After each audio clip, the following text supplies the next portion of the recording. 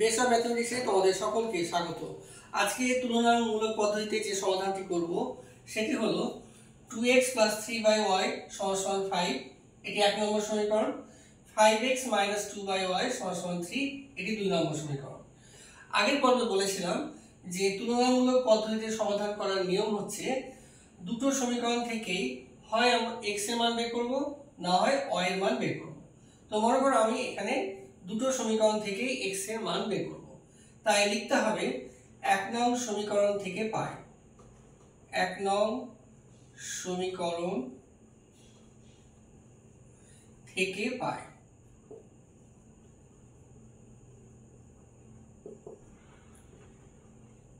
তো 1 নম্বর সমীকরণ এটা লিখে নিতে হবে। তো লিখছি 2x + 3y = 5। এখান থেকে আমরা x এর মান বের করব, তাই x যুক্ত পদ বাদিকে রাখলাম, অর্থাৎ 2x = 5 - 3y।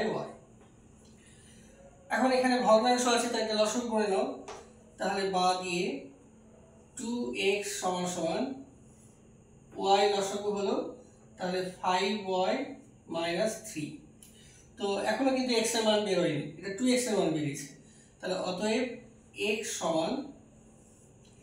5y - 3, এই দুটো নিচে চলে গেল, অর্থাৎ 2y। এভাবে আমরা x এর মান পেলাম। এটা নাম দিলাম 3 নম্বর সমীকরণ। একরকম ভাবে 2 নম্বর সমীকরণ থেকেও x এর মান বের করতে হবে, তাই লিখবে 2 নং সমীকরণ থেকে পাই। এখানে লিখছি না, আমি একদম সরাসরি লিখছি। তাহলে 5x - 2y = 3।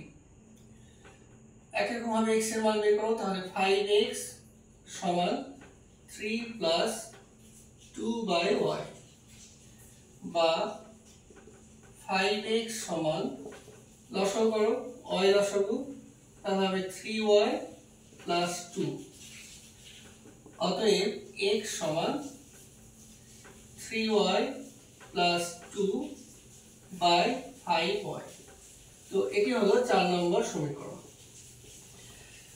তো এখন এই 3 নম্বর ও 4 নম্বর সমীকরণ থেকে যদি আমরা x এর মান তুলনা করি, তাহলে আমরা বলতে পারি এটা সমান এটা। কেন? এটাও x এর মান, এটাও x এর মান। তাই এর পরের লাইনে লিখবে 3 ও 4 নং সমীকরণ থেকে x এর মান তুলনা করে পাই। এটা পুরো কথা। তো আমরা সাধারণত x এর মান এই কথাটা না বলে বলি যে 3 ও 4 নং সমীকরণ থেকে পাই। এটা মুছে দিই।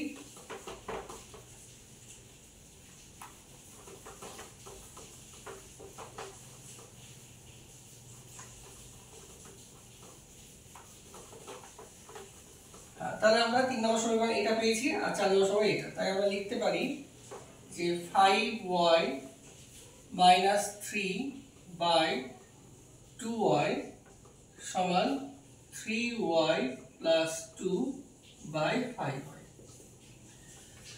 লক্ষ্য করো দুই দিকে নিচের দিকে y আছে, তাহলে y কেটে গেল মনে করো।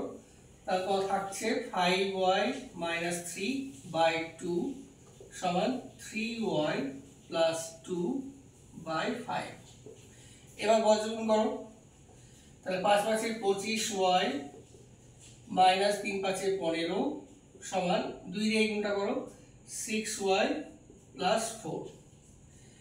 এবার y গুলোকে বাদিকে নিয়ে আসো, তাহলে 25y - 6y সমান 4 + 15 বা বিয়োগ করো, 25 থেকে 6 বিয়োগ করলে 19 হচ্ছে, তাহলে 19y সমান 19। তো এভাবে আমরা y এর মান পাবো 1।